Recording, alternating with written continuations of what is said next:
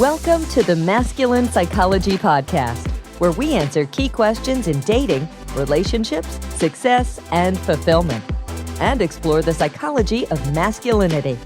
Now, here's your host, world-renowned therapist and life coach, David Tian. Welcome to the Masculine Psychology Podcast. I'm your host, David Tian. In the previous two episodes, I've been getting into the do's and don'ts of texting when it comes to dating and dating apps. 2 episodes ago, I went into what not to do. I covered the big myth about texting is the problem. Texting is never the problem. And I went into the branches and root analogy there. And I covered the 3 main problems that guys face when they're trying to implement or get better at texting when it comes to dating. And the first is confusing short-term and long-term dating strategies or mating strategies. And the second is relying on copying and pasting when it comes to texting and even profiles. And the third is pimping your profile, doing it at all. And all of these, copying and pasting, pimping your profile, actually not only hurt the woman through deception and manipulation, but also hurt you, that they're robbing you of a fair representation of who you are, so that even if you were to get the woman, if what you want is a long-term committed relationship or unconditional love relationship or an intimate relationship down the road, that it will actually sabotage the whole thing and put you on the wrong footing. And it will actually deprive you of representing yourself accurately, so that even if she were to reject you, she ends up rejecting a representation that is not you, so that your one at bat, your opportunity here to actually connect with a woman who would be suitable for a successful relationship ends up passing you over, not actually passing you over, but passing over the persona that you copied and pasted. And that's actually the worst thing to have happen, even worse than being rejected, because you weren't even rejected for who you are, yet you are still rejected. And in the episode just before this, I went into what to do instead, and I covered how you should strive for authenticity in your photos and your bio, and you should keep it light and fun in your bio and in your texting.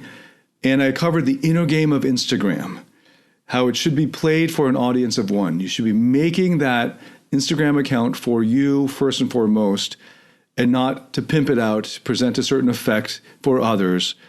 But that then, if it's for you, it will be finally the type of account, ironically, because you've done it for you, that will actually attract the type of women who are mature emotionally enough to be ready for a long-term, successful, intimate relationship of unconditional love. And that issue of authenticity is really what's at stake here. It's because you aren't proud of yourself. You don't have that self-worth, that you have these insecurities, and you're trying to cover over these insecurities with copying and pasting other guys' message, or hiring somebody else to take over your inbox to message the woman, because you don't actually have enough self-confidence in yourself to be authentic. But if you could just be you and express yourself however you like, however you're thinking and feeling, then texting would be effortless. And it is possible for that to be the case, that you could attract the right type of woman for a long-term relationship, the type of woman who is not just physically attractive, but is also somebody who is ready to be vulnerable enough and to have that kind of independence of her own, to be able to meet her own needs, that she can open up for an unconditional love relationship, that you can do that effortlessly because of just the way you are, just of who you are. Whatever you're thinking and feeling is how you text. And you're able to keep it light and fun and simple because you're enjoying your life. And your life and the way you are, there are plenty of times when you're in a light and fun mood. And you understand how dating works, where you date to enjoy yourself, to have fun, to let your hair down, to let go of the stresses of the week and all of that, and to have a good time. And you can do that effortlessly because it's just an expression of who you are. And therefore, there is no anxiety looking at the phone, wondering, how do I come across in a way that will get her to like me? None of that crosses your mind. Or if it does, it goes away very quickly because you're able to meet all of your needs yourself, in yourself. Now, notice that regardless of whether the medium is your phone or it's digital, or if it's in person and you're speaking, the issues are all the same. it comes from a lack of self-confidence and a neediness and these core insecurities that eat away at you. And so you have these parts of yourself that you're ashamed of, that you hide, and you cover over those parts with somebody else's words. And I guess maybe texting is a relatively new medium for some people. So they think that all the rules that would normally apply in a face-to-face situation go out the window when it comes to the phone. And so they throw their morals as well and their clear thinking out the window when it comes to the phone. And maybe because it's easy to copy and paste or to just follow the instructions or to hand their phone to somebody else with their account and have that person manage it for them in a kind of way that's deceptive. And they think now, oh, it won't matter because there are different rules in texting. And it's not the case at all. It's the myth that texting is the problem. Texting is not your problem. Texting is never the problem. The problem is never the texting itself. Texting is like the branch of the tree when the problem is it's rotting from the core or it's rotting from the roots. And what you see on the outside is just the branches, maybe rotting, or maybe you see the fruit is rotting, or maybe you don't get any fruit. But you think, oh, if I just keep trimming the branches, or if I maybe take somebody else's fruit and hang it on my tree, no one will notice. Then obviously that's the wrong way to go about it because you still got a rotten tree. But if you have a tree that's not rotten, that's healthy on the inside and strong and is getting the right nutrients and is in a secure position, in a secure place and is tended to, then naturally the branches would be healthy and would be bearing healthy fruit. Right? So then you wouldn't even have to worry about texting. It would be effortless. It would just be a natural extension of your thoughts and how you're feeling and just communication, just another type of communication.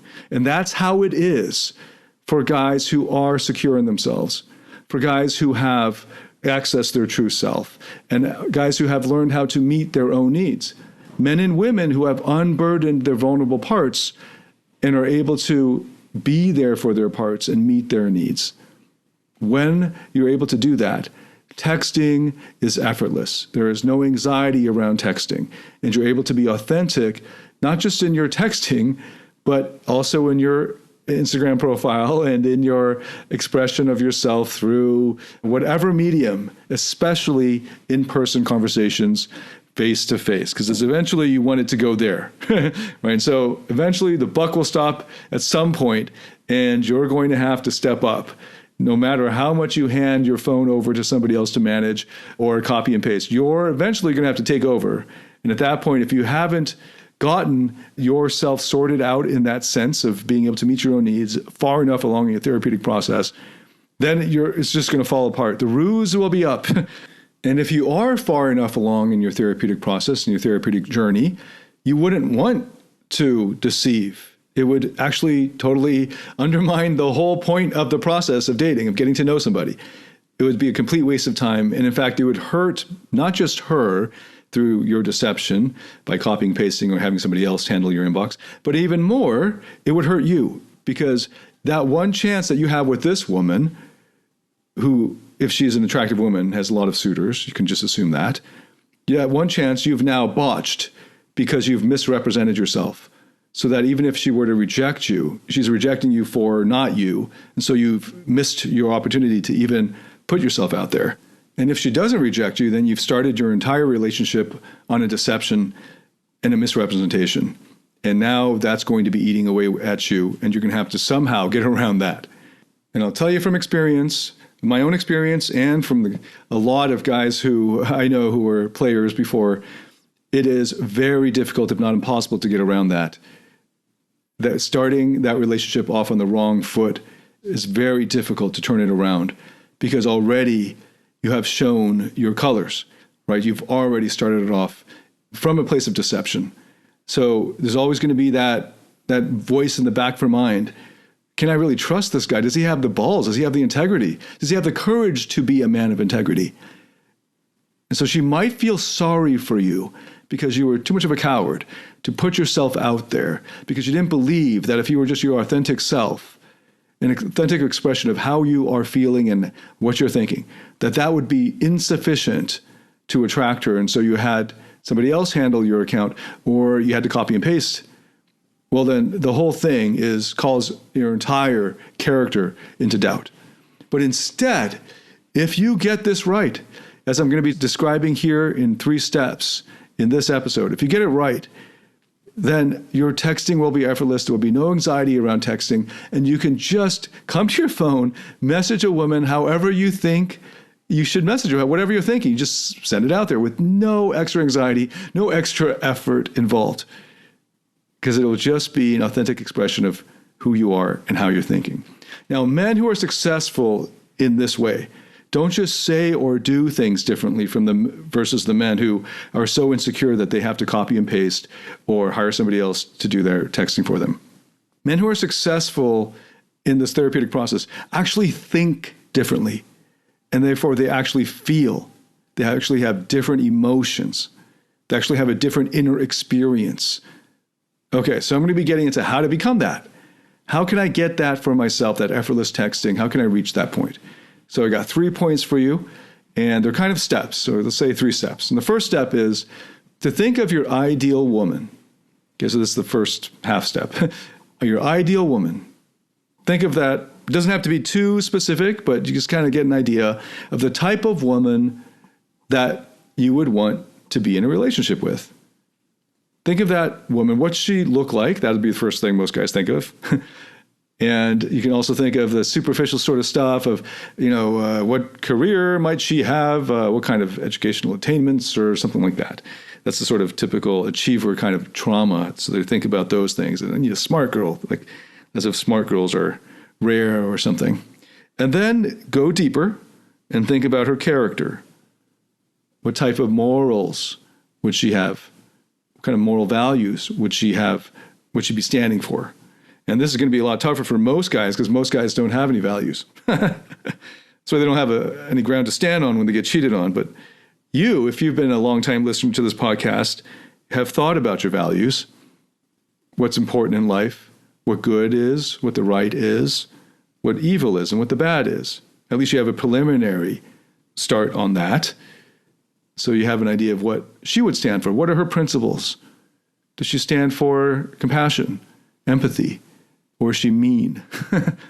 Right, what about that? Moral character. What's that like for her? And then, of course, you have other hobbies, things that she like, maybe the way that she smiles or the things that cause her to giggle or to blush, things like that.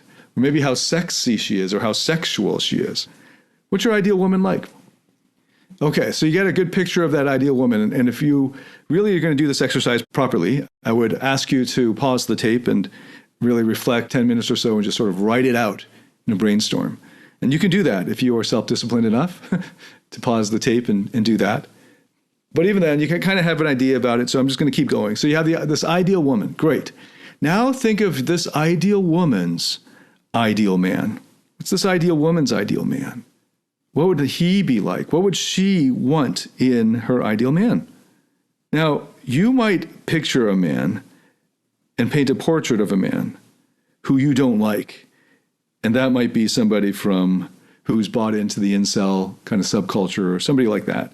Because if this is your ideal woman for real, like you're not just playing around, but you're like you really thought about your ideal woman, and it turns out your ideal woman's ideal man you hate. Maybe he's the type of guy that got all the girls in the back of the day and you're just kind of jealous and you have a lot of hatred for him or anger. Then you've got actual internalized self-hatred, and you really need to get private therapy. I highly recommend that. That's really required if that's the case. Where you have a negative reaction to this ideal woman's ideal man. So I'm just going to say, get a therapist because you're going to need to do some work. You're going to have to uncover those parts of yourself that you've disowned and have exiled. All right, so this is assuming that you sincerely answered that question about your ideal woman. For most guys, it's going to be not hatred towards the ideal man, but when they think of the ideal woman's ideal man, they say, okay, I can see why he's awesome, because part of it would be he's a morally upright guy, and he's a good, upstanding man, and tries to do the right thing, and he's got these great characteristics, and he's compassionate, and also fun-loving and adventurous, and he's really comfortable with his sexuality, and he's a leader, and he's comfortable being dominant, and he's assertive, and all that. Great. But they say, okay, and maybe they'll throw in some other things that reflect their insecurities. Maybe he's got a six-pack, and he's super rich, and things like that. And maybe they think that in terms of especially moral character and personality, because for long-term relationships, that's a lot more important. Just the other things just kind of get your foot in the door.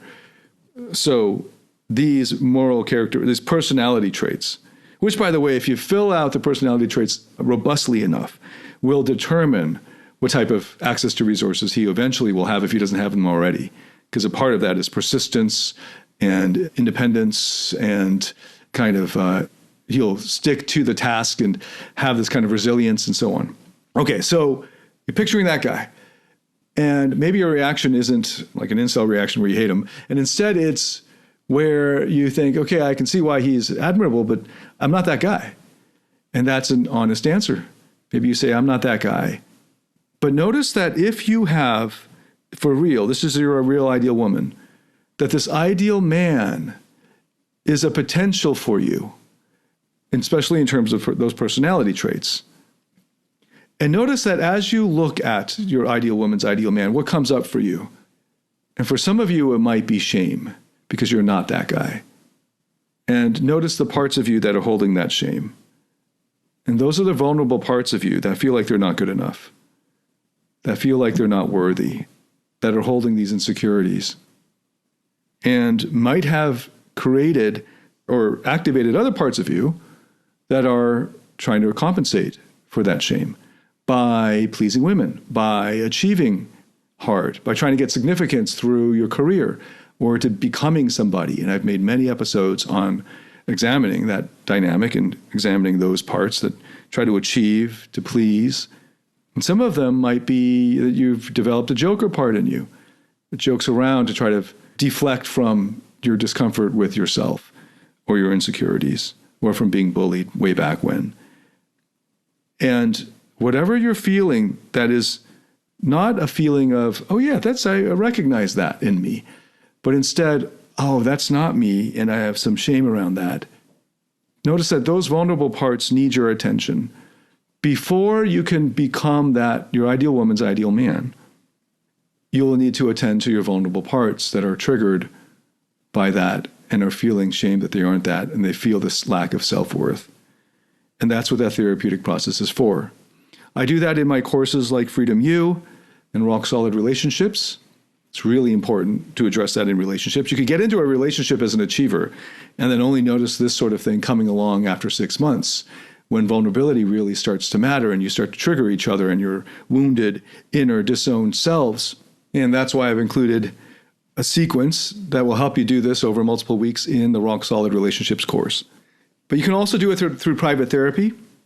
And if you can afford it and have the patience for it and can stick with it, that's a great route to go.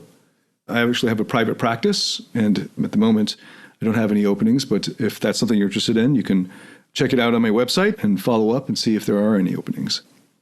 So that's the second step. The first is to think of your ideal woman, and then to think of your ideal woman's ideal man. And then the second step is to notice how you feel toward that ideal woman's ideal man. And notice if you feel anything that's non-accepting, or if anything gets activated in terms of something like shame, or maybe some fear because he's so intimidating because he can't be that guy. And just accept for now the hypothesis, or maybe a working assumption, that this ideal man is in you, either a part of you or a combination of parts. Because when you go through the healing process, especially in IFS therapy, and you access your true self, accessing your higher self gives you that fullness of not just compassion and connection and accepting and calm, but also of full confidence and clarity and courage. And it also helps then from that higher self, the vantage point of your higher self, as you discover the parts of you carrying those burdens and help them unburden from those emotions or beliefs that they took on from a long time ago, where they believed they had to be a certain way in order to be loved or accepted. That once they're unburdened of those, they come into their fullness and they start to take on these attractive traits of confidence and creativity and competence and calm in the face of challenge and courage and adventurousness and passion and creativity and sensuality and fun-lovingness, a kind of playfulness and spontaneity and a kind of openness and open-heartedness and a curiosity about life and a kind of empathy opens up for them. And the courage of vulnerability, that they're courageous enough to be vulnerable because they know that even if they're hurt, your higher self is there to meet their needs and to be there for them. And that once you have unburdened a lot of your internal system by accessing from the vantage point of your higher self, then you will also be able to access and come into the fullness of you as your ideal woman's ideal man, assuming you really have filled out your ideal woman in your mind.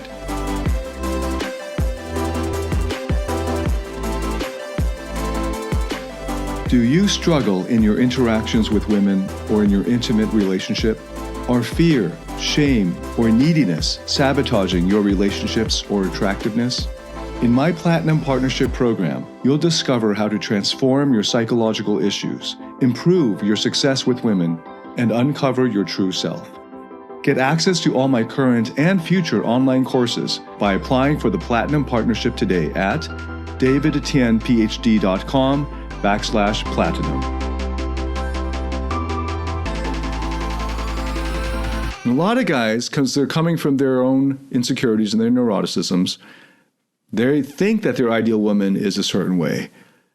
And some of them never get anywhere close to it. But some really persistent achievers might get that ideal woman that they think is ideal and find out, oh, that's not really what they wanted. So sometimes it has to do with life experience. You may not know what will actually fulfill you and what you really want because your system is so disordered inside. So no matter what, you should start with a therapeutic process. And as you get along in the therapeutic process, you'll get to know yourself a lot better, and you'll know who your ideal woman is a lot better, and you'll know what your priorities are. And often they are not the priorities of the rest of the world. And the rest of the world is living out of a kind of neuroticism and pain and unmet needs and insecurities. So they project them on to the partner that they think that they want and that will fulfill their needs and actually really doesn't. So there's that caveat that your ideal woman might change over time as you mature and grow and develop. So just be aware of that and allow for that. But if your system is relatively unburdened, you have access to your higher self, you're beginning to, if not already well into, unburdening your managerial parts, your firefighter parts, your exile parts, and these are terms from IFS therapy that I've addressed in other episodes. Your inner parts that are carrying these burdens, and they become unburdened parts. The combination of your unburdened parts will be able to be any ideal woman's ideal man. Maybe on the outside you're going to change. Maybe because you love yourself, you'll take care of yourself in terms of your diet and your health and fitness. And you'll be maybe taking that time for yourself to meditate. And so you'll come to a calm, and that will have an effect on your body. So even on the outside, the inside out change will transform. And then your career options will transform. Your career decisions will transform. What you do in your day-to-day life will transform as you unburden your parts. And then you'll have access to the power of your personas, of these different parts of you that can be that adventurous, fun-loving you that finds texting to be effortless, that is comfortable with sexuality and even really leans into a sensuality, comfortable with your own body and what it can do, and comfortable with all of your parts, even including the ones that you were previously ashamed of, and you were able to give them that love. So to recap, the 3 steps are to think of your ideal woman's ideal man. The second step is to notice how you feel toward that ideal man. And then notice what comes up for you, the shame, perhaps, and to realize that those vulnerable parts are the ones that need your attention. And then the third is to actually undergo that therapeutic process, and I've covered this in many other episodes, of going through an unburdening process led by your higher self to find these vulnerable parts and help them heal. And as they do so, they will unlock for you all of these attractive traits. So just to end off here, I'm going to share with you a story of a client and now friend named Vic. And when Vic first started to get better at dating, he really threw himself into it and put a lot of effort and time into thinking about dating and researching what are the best ways to present himself and changed his fashion and changed the way he talked and ended up coming across really confident and self-assured. But there was also, because he was just so good at working hard and he was so assiduous and diligent at this, but there was also sort of, this is like 5% of the time, there was this sort of nagging kind of desperation, especially around texting, where there'd be a girl that he thinks was really into him, and then when he texted her, she'd kind of really take her time to reply, and then next thing you know, well, 2 or 3 days later, he sees her at the bar that they met, and she's with some other guy, and it destroys him for that night, and he gets really drunk or something like that, because he's now pegging his self-worth to how women respond to him, because he's invested so much time and effort into improving himself, and all for impressing women. So if these women weren't impressed by him, well, heck, what was it all this hard work for? And this is the internal dialogue that he was going through. And the problem was that there were still these vulnerable parts of him that were filled with shame around self-worth, feeling like he wasn't good enough just the way he was, that he had to do all this extra stuff. And not just fashion makeover or changing his career and upgrading himself in all of these self-improvement, self-help ways, which I've already covered in other episodes, can be quite toxic depending on how you approach them and how most self-help approaches. Self-improvement is very toxic. And Vic kind of got sucked into that. But also texting.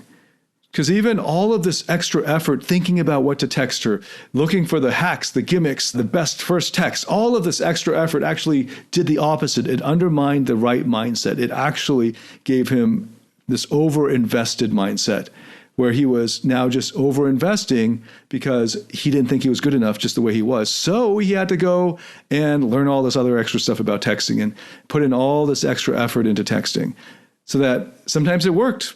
Because the woman, maybe she was naive, or maybe she just fell for it, or maybe she just wanted a fling that night.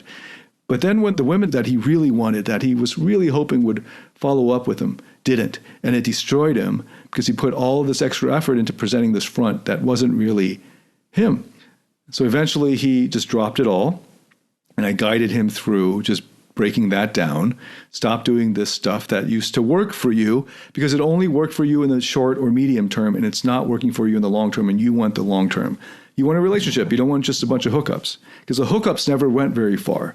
Or he would get into a relationship for 3 or 4 months, or he had some relationships that went in 8 to about a year, only to discover she was cheating on him because he sucked in their emotional vampires, because he was presenting a front and putting a lot of extra effort into hiding who he really was and his lack of self-worth in these other areas.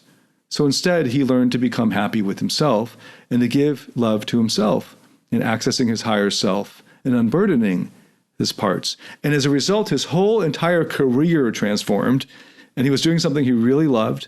And while he was doing that thing that he really loved, that he was kind of ashamed that he was doing it because it was something that his parents didn't think there was any money in. And it turned out he was just really, really good at it and was able to be one of the top in the world at it.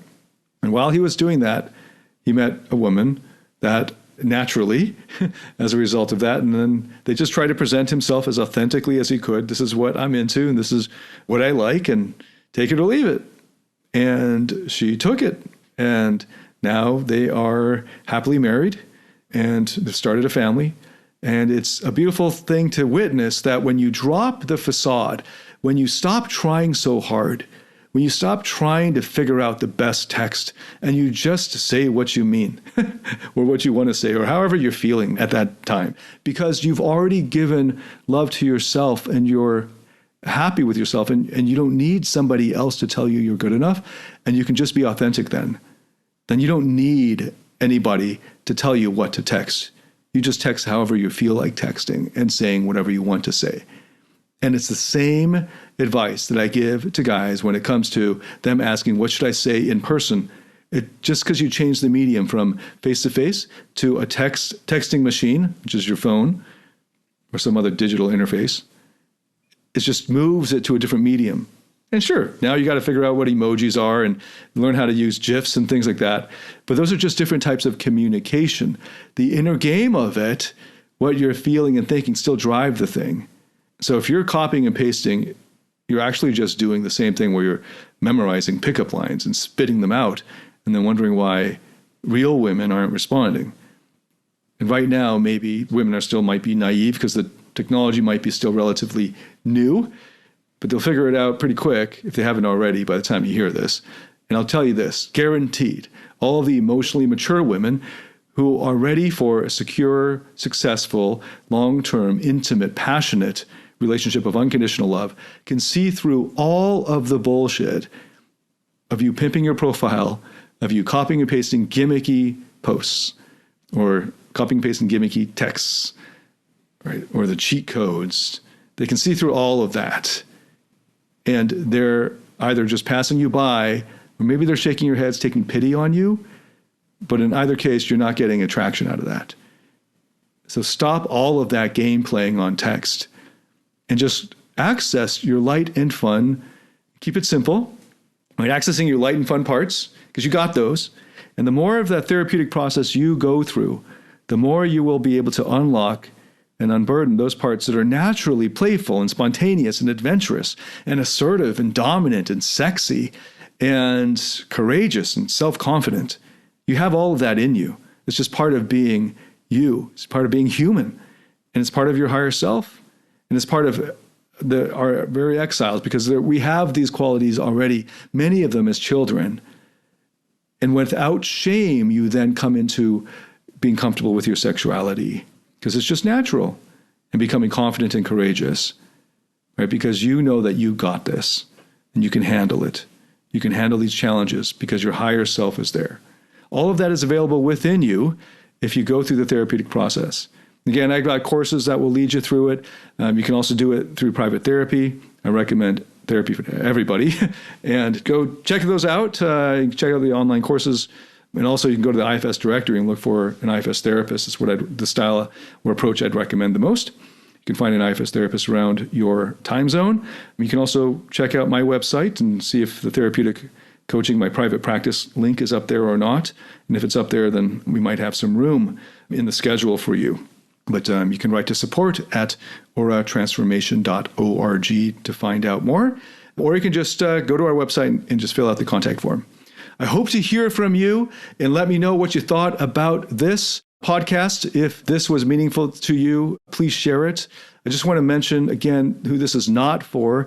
These past few episodes, and really this whole podcast, is not for guys who just want to optimize and maximize sex and hooking up.